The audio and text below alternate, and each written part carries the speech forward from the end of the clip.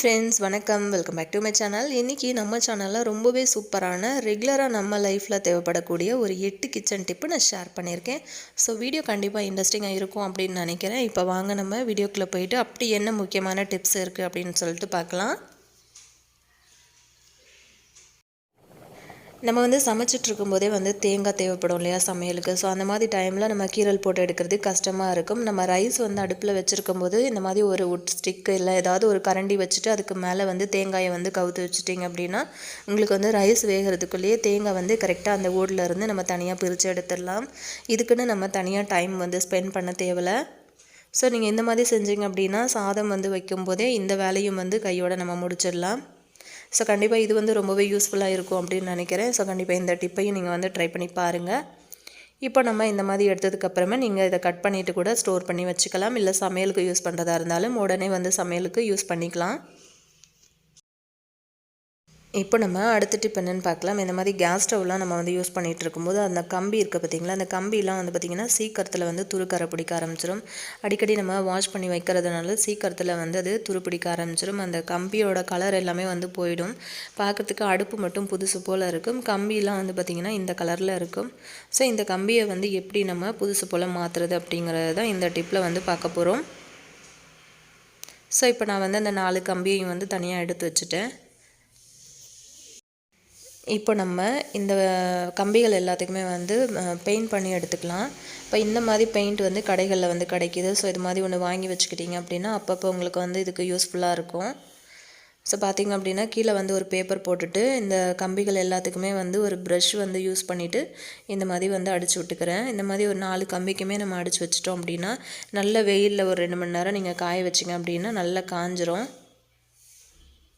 So அடுப்பு கம்பி எப்போல்லாம் துருப்பிடிக்கிற மாதிரி இருக்கோ அப்போல்லாம் இந்த மாதிரி பண்ணி வச்சிட்டிங்க அப்படின்னா நமக்கு ரொம்ப நாளைக்கு புதுசு போலவே நம்மளே மெயின்டைன் பண்ணிக்க முடியும். இதுக்குன்னு நம்ம வேறு கம்பி மாற்றுறதோ எதுவுமே செய்ய தேவையில்ல. ஸோ இது நல்லா நான் காய வச்சுருக்கேன். ஸோ காஞ்சதுக்கு பிறகு காட்டுறேன் பாருங்கள். நல்லா காஞ்சதுக்கப்புறமா நான் அடுப்பில் எடுத்துகிட்டு மாட்டிட்டேன். ஸோ அந்த கம்பியில் இருக்கிற கலர் நம்ம கை வச்சா போயிடுமா இல்லை கழுவும் போது போகுமான்னு கேட்டிங்கன்னா கண்டிப்பாக போகாது. பாருங்கள் நல்லா அந்த மாதிரி நல்ல ஷைனிங்காக பளபளன்னு இருக்குது. இந்த மாதிரி நல்ல கையில் தேய்ச்சி பார்த்திங்கன்னா கூட கண்டிப்பாக உங்களுக்கு கையில் ஒட்டவே ஒட்டாது. புதுசாக நம்ம அடுப்பு வாங்கும்போது கம்பி எப்படி வருதோ அந்த மாதிரி இருக்கும். ஸோ கண்டிப்பாக இந்த டிப்பு ட்ரை பண்ணி பாருங்கள். இப்போ நம்ம அடுத்த டிப் என்னென்னு பார்க்கலாங்க. இந்த மாதிரி ஜாம் பாட்டில்லாம் நம்ம நிறைய பேர் வாங்கி யூஸ் பண்ணுவோம். நிறைய செட்டாக கூட நிறைய பேர் வாங்கி யூஸ் பண்ணிகிட்டு இருப்பீங்க. ஸோ அது நம்ம தூக்கி போட மாட்டோம். ஏதாவது இந்த மாதிரி சமையல் அறையில் ஏதாச்சும் பொருட்களை போட்டு வச்சுருப்போம். ஆனால் அதோட மேலே இருக்கிற மூடி பார்த்திங்கன்னா சீக்கிரமாக அந்த கலர் எல்லாம் மாறிட்டு பார்க்குறதுக்கு ஒரு மாதிரி இருக்கும். ஸோ அதுக்காக நம்ம இதுக்கும் அழகாக பெயிண்ட் பண்ணி எடுத்துக்கலாம். நான் அந்த மூடியோட கலர் எல்லோ அப்படிங்கிறதுனால இந்த கலர் கொடுக்கலாம் அப்படின்ட்டு எடுத்தேன். ஸோ ஃபஸ்ட்டு கோடு அடிக்கும்போதே பார்த்திங்கன்னா அந்த மூடியில் இருக்கிற அந்த கரை எல்லாமே மறையவே இல்லை. ஸோ அப்படியே இருந்துச்சு. அதனால் அதை தொடச்சி வச்சுட்டு அதுக்கப்புறம் நான் ரெட் கலர் யூஸ் பண்ணிக்கிட்டேன். ரெட் கலர் பெயிண்ட் யூஸ் பண்ணும்போது பார்க்குறதுக்கு ரொம்பவே அழகாக இருக்கும். நிறைய பேர் பார்த்திங்கன்னா இந்த கிசான் ஜாம் பாட்டில் நிறைய யூஸ் பண்ணுவீங்க. ஸோ எல்லாத்துக்குமே ஒரே மாதிரி கலரில் நீங்கள் பெயிண்ட் பண்ணி வச்சிட்டிங்க அப்படின்னா பார்க்குறதுக்கு ரொம்ப சூப்பராக ரொம்பவே காஸ்ட்லியான பாட்டில் மாதிரி தெரியும் உங்களுக்கு. நான் இன்றைக்கி இந்த ரெட் கலர் பெயிண்ட் ஒரு கோடே சூப்பராக இருந்தது. இருந்தாலும் நான் 2 கோட்டிங் கொடுத்துருந்தேன். ஸோ 2 கோட்டிங் கொடுக்கும்போது அதோட ஃபினிஷிங் ரொம்ப சூப்பராக இருந்துச்சு. இப்போ நான் வெளிப்பக்கம் மட்டும்தான் அடிச்சிருக்கேன். உள்பக்கம்லாம் எதுவும் அடிக்கலை. ஸோ இந்த மாதிரி அடிச்சுட்டு நல்லா வெயிலில் காய வச்சு எடுத்துருங்க. ஒரு 10லேருந்து 15 நிமிஷத்தில் நல்லா காஞ்சிரும். இப்போ பாருங்கள் நல்லா காய வச்சு எடுத்துட்டேன். பார்க்குறதுக்கு ரொம்ப அழகாக இருக்குது. ஸோ ஃபஸ்ட்டு ரொம்பவே துருப்பிடிச்சு பார்க்குறதுக்கே அசிங்கமாக இருந்தது. இப்போ பாருங்கள் ரொம்ப சூப்பராக நம்ம மாற்றிட்டோம். ஸோ கண்டிப்பாக இந்த மாதிரி பெயிண்ட் வாங்கி வச்சுருந்தீங்க அப்படின்னா கண்டிப்பாக இந்த மாதிரி பாக்ஸுக்கு எல்லாமே நீங்கள் அடித்து வச்சுக்கலாம். கிச்சனில் அது ஒரே கலரில் மூடி இருக்கும்போது பார்க்குறதுக்கே ரொம்ப அழகாக இருக்கும். ஸோ கண்டிப்பாக இந்த டிப்பும் யூஸ்ஃபுல்லாக இருக்கும் அப்படின்னு நினைக்கிறேன். ஸோ கண்டிப்பாக ட்ரை பண்ணி பாருங்கள்.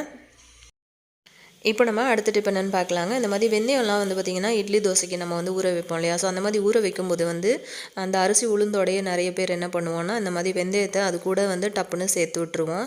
ஸோ அந்த மாதிரி சேர்க்குறதுனால என்ன ஆகும்னா கடைசியாக நம்ம அரிசியை நல்லா கழுவி எடுக்கும்போது அந்த வெந்தயத்தில் இருக்கிற தண்ணியில் அதாவது அந்த வெந்தயத்தில் இருக்கிற சத்து எல்லாமே அந்த தண்ணியில் வெளியே போயிடும். ஸோ அதுக்காக நம்ம எப்போவுமே அரிசி உளுத்தம் பருப்பு ஊற வைக்கும்போது வெந்தயத்தை போடக்கூடாது.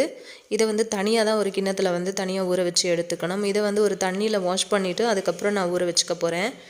ஸோ இந்த மாதிரி ஊற வச்சிட்டிங்க அப்படின்னா நீங்கள் வந்து இட்லி தோசைக்கு வந்து அரிசி ஆட்டும்போது கடைசியாக வந்து வெந்தயத்தை வந்து சேர்த்துக்கிட்டிங்க அப்படின்னா உங்களுக்கு வந்து அந்த வெந்தயத்தில் இருக்கிற சத்துக்கள் எல்லாமே முழுசாகவே உங்களுக்கு கிடைக்கும். இப்போ இதை வந்து நான் தனியாக ஊற வச்சிடுறேன். ஊற வச்சதுக்கப்புறமா நான் உங்களுக்கு காட்டுறேன் இது எப்படி இருக்குது அப்படின்ட்டு. ஸோ இப்போ பாருங்கள், இப்போ நம்ம வந்து அந்த அரிசி உளுத்தம் பருப்பில் இந்த வெந்தயத்தை வந்து சேர்க்கும்போது அதோட தண்ணி வந்து கலர் உங்களுக்கு நல்லா தெரியும் மாறுறது. நான் வந்து இப்போ இந்த அரிசி உளுத்தம் பருப்பில் சேர்த்துருக்கிற தண்ணி எல்லாத்தையும் சேர்த்து தான் நான் வந்து அரைக்க போகிறேன். அதுக்காக தான் தண்ணி வந்து கொஞ்சமாக வச்சுருக்கேன். ஸோ இந்த மாதிரி எப்போவுமே வெந்தயத்தை தனியாக ஊற வச்சு அந்த தண்ணியோடு சேர்த்துக்கோங்க. அதுதான் உடம்புக்கு ரொம்ப நல்லது. ஸோ கண்டிப்பாக இந்த டிப்பும் யூஸ்ஃபுல்லாக இருக்கும் அப்படின்னு நினைக்கிறேன். ஸோ கண்டிப்பாக ட்ரை பண்ணி பாருங்கள். இப்போ நம்ம அடுத்த டிப் என்னென்னு பார்க்கலாங்க. இந்த மாதிரி வாழைத்தண்டெல்லாம் நம்ம வந்து பொரியலுக்காக யூஸ் பண்ணுவோம் கட் பண்ணி. ஸோ அந்த மாதிரி வாழைத்தண்டு வந்து கட் பண்ணும்போது நம்ம கட் பண்ணி முடிக்கிறதுக்குள்ளேயே கருப்பாயிடும். நீங்கள் நார்மலாக வெறும் தண்ணிக்குள்ளே வந்து உப்பு போட்டாலுமே கொஞ்சம் நேரத்தில் அது வந்து கருப்பாயிடும். ஸோ அப்படி இல்லைன்னா வந்து நீங்கள் மோரில் வந்து போடலாம், அதுவும் வந்து உங்களுக்கு கருப்பாகாது. அப்படி மோர் இல்லை அப்படின்னா இன்னொரு ஐடியா என்ன யூஸ் பண்ணலாம் அப்படின்னு பார்த்தீங்கன்னா, வீட்டில் நம்ம வந்து பால் எப்போவுமே வந்து வச்சுருப்போம். ஸோ அந்த மாதிரி பால் வந்து நீங்கள் கட் பண்ணி போடுற தண்ணியில் கொஞ்சமாக வந்து பால் சேர்த்துக்கிட்டிங்க அப்படின்னா உங்களுக்கு அந்த வாழைத்தண்டோட கலர் வந்து மாறவே மாறாது, வெள்ளையாகவே இருக்கும். ஒரு நாள் ஃபுல்லாகவே ஒரு 24 ஹவர்ஸ் வரைக்கும் நீங்கள் அப்படியே வச்சுருக்கலாம்.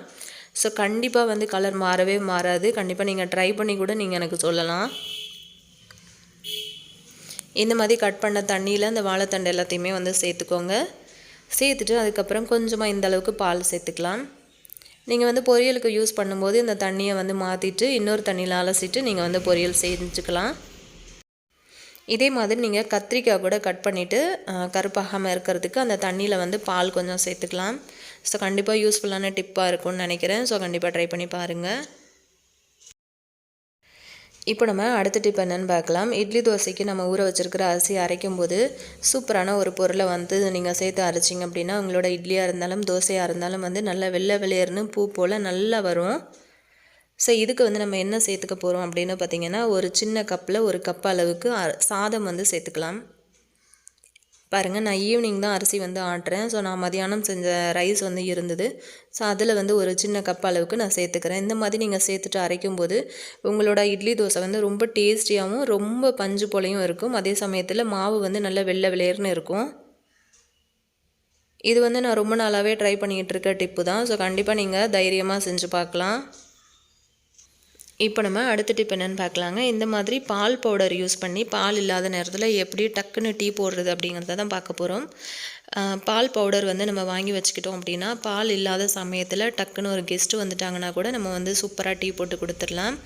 இப்போ வந்து ஒரு 1.5 டம்ளர் அளவுக்கு தண்ணி வந்து கொதிக்க வச்சுருக்கேன். ஒரு 1.5 டீஸ்பூன் அளவுக்கு வந்து டீ தூள் போட்டிருக்கேன்.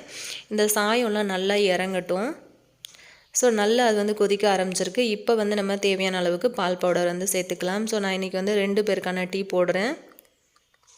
ஸோ அதனால தாராளமாக ஒரு 3 ஸ்பூன் வரைக்குமே அந்த பால் பவுடர் வந்து சேர்த்துக்கிறேன். இப்போ இது கூட வந்து உங்களுக்கு தேவையான அளவுக்கு சர்க்கரை வந்து சேர்த்துக்கோங்க. எப்போவுமே கடைசியாக வந்து நீங்கள் டீ ஊற்ற போகிற டைமில் தான் இதில் வந்து நீங்கள் பால் பவுடர் சேர்த்துக்கணும். இல்லை அப்படின்னா சீக்கிரம் வந்து கட்டி ஆகிடும். ஸோ பாருங்கள், நல்லா கொதிச்சிருச்சு. இப்போ இதை வந்து ஒரு வடிகட்டி வச்சு வடிச்சுக்கலாம். ஸோ அப்படியே டைரெக்டாக ஊற்றிடாதீங்க. இந்த மாதிரி வடிகட்டிட்டு நல்லா சுட சுட அப்படியே அந்த பால் பவுடரில் நல்லா நம்ம வந்து டீ கடையிலலாம் ஆற்றி கொடுப்பாங்க பார்த்திங்களா, அந்த மாதிரி நல்லா வேகமாக சேர்த்து ஆற்றணும். பாருங்கள், அவ்வளோதான். இந்த மாதிரி செஞ்சிட்டிங்க அப்படின்னா சுட சுட ரொம்ப டேஸ்டியான பால் பவுடரில் போட்ட டீ வந்து சூப்பராக ரெடி ஆகிடும். இது வந்து நீங்கள் பால் பவுடரில் போட்டிங்க அப்படின்னு சொன்னால் கண்டிப்பாக யாருமே நம்ப மாட்டாங்க. ஸோ ரொம்ப டேஸ்டியாகவும் இருக்கும். கண்டிப்பாக இந்த டிப்பும் வந்து ட்ரை பண்ணி பாருங்கள். இப்போ நம்ம சூப்பரான ஒரு பிரேக்ஃபாஸ்ட் ரெசிபி எப்படி பண்ணுறதுன்னு பார்க்கலாம். அதுக்கு வந்து பார்த்திங்க அப்படின்னா உளுத்தம்பருப்பே இல்லாமல் எப்படி நம்ம தோசை சுடுறது அப்படின்றதான் பார்க்க போகிறோம். ஸோ பார்த்திங்க அப்படின்னா 1 டம்ளர் அரிசி 1 ஸ்பூன் வெந்தயம் சேர்த்து நல்லா வாஷ் பண்ணிவிட்டு இப்போ எடுத்து வச்சுருக்கேன். இது வந்து பார்த்திங்கன்னா ரேஷன் புழுங்கல் அரிசி. இப்போ ஒரு 4 பிஞ்சு வெண்டைக்காய் வந்து எடுத்து வச்சுருக்கேன். ஸோ இப்போ வந்து இந்த தண்ணியோடு சேர்த்து கொஞ்சம் கொஞ்சமாக நம்ம வந்து இதை அரைச்சி எடுத்துக்கலாம். நல்லா தோசை மாவு வந்து நீங்கள் எப்படி அரைப்பீங்களோ அதோட பதத்துக்கு அரைச்சிக்கோங்க. இப்போ அந்த 4 பிஞ்சு வெண்டைக்காயும் இந்த மாதிரி சின்ன சின்ன பீசஸாக வந்து நம்ம கட் பண்ணி எடுத்துக்கலாம். இந்த மாதிரி வெண்டைக்காய் சேர்த்துட்டு நீங்கள் அரைச்சி உடனே வந்து நீங்கள் தோசை ஊற்றிக்கலாம். ஸோ வெண்டைக்காய் வந்து சேர்க்குறதுனால அந்த வழுவழுப்பு தன்மை இருக்குமா அப்படின்னு கேட்டிங்கன்னா சுத்தமாக உங்களுக்கு அது தெரியவே தெரியாது. ஸோ பாருங்கள், நான் அரிசி வந்து இந்த அளவுக்கு அரைச்சி எடுத்துருக்கிறேன். இப்போ கட் பண்ணி வச்சுருக்கிற வெண்டைக்காயும் சேர்த்துட்டு நல்லா அதை வந்து நைஸாக அரைச்சி எடுத்துக்கலாம். இந்த மாதிரி அரைக்கிற மாவை வந்து நீங்கள் புளிக்க வச்சுட்டு கூட செய்யலாம், இல்லை உடனே தோசை ஊற்றுறதா இருந்தாலும் ஊற்றிக்கலாம். பாருங்கள், நல்ல ஒரு க்ரீன் கலரில் சூப்பராக இருக்குது பார்க்கவே. இப்போது ஒரு பவுலுக்கு மாற்றிக்கலாம். கொஞ்சமாக கடுகு, சீரகம், அதுக்கப்புறம் சின்ன வெங்காயம், ஒரு 2 பச்சை மிளகா கட் பண்ணி சேர்த்துருக்கேன். ஒரு 2 நிமிஷம் வதங்கினா போதும். இப்போ வந்து ஸ்டவ் ஆஃப் பண்ணிவிட்டு இப்போ நம்ம அதை வதக்குனதை இந்த மாவில் வந்து சேர்த்துக்கலாம். ஒரு கைப்பிடி அளவுக்கு கொத்தமல்லி, ஒரு கைப்பிடி அளவுக்கு கருவேப்பிலை வந்து சேர்த்துக்கோங்க. சின்ன சின்ன பீசஸாக கட் பண்ணிவிட்டு சேர்த்துக்கோங்க. தேவையான அளவுக்கு உப்பு சேர்த்துட்டு நல்லா கலந்து விட்டுருங்க. பார்க்கும்போதே செம சூப்பராக இருக்குல்ல, அதே மாதிரி செம டேஸ்டியாகவும் இருக்கும். பாருங்கள், இப்போ சூப்பராக ரெடி ஆகிடுச்சு. இப்போ ஒரு தவா வந்து அடுப்பில் வச்சுட்டு கொஞ்சமாக ஆயில் போட்டுட்டு மேலே வந்து இந்த மாதிரி ஊற்றிக்கோங்க. அடை மாதிரி சின்ன சின்னதாகவும் ஊற்றிக்கலாம், தோசை மாதிரி பெருசாக விரிச்சும் ஊற்றிக்கலாம். இந்த மாதிரி கலந்து வச்சுட்டு கொஞ்சம் நேரம் வச்சுட்டிங்க அப்படின்னா கூட கொஞ்சம் புளிப்பானதுக்கப்புறம் செஞ்சிங்கன்னா கூட இன்னுமே டேஸ்ட்டாக இருக்கும். இல்லை உடனே செய்கிறதா இருந்தால் கூட இப்படியே செஞ்சுக்கலாம். இதுக்கு வந்து நல்ல தேங்காய் சட்னி, கார சட்னி, சாம்பார், அதுக்கப்புறம் எல்லாத்துக்கூடவும் ரொம்ப சூப்பராக இருக்கும். கண்டிப்பாக ட்ரை பண்ணி பாருங்கள். இதே மாதிரி இன்னொரு இன்ட்ரெஸ்டிங்கான டிப்ஸ் வீடியோவோடு நான் உங்களை திரும்பவும் சந்திக்கிறேன். வீடியோ பிடிச்சிருந்ததுன்னா உங்கள் ஃப்ரெண்ட்ஸ் அண்ட் ஃபேமிலி மெம்பர்ஸ்க்கும் ஷேர் பண்ணி கொடுங்க ஃப்ரெண்ட்ஸ். தேங்க்யூ.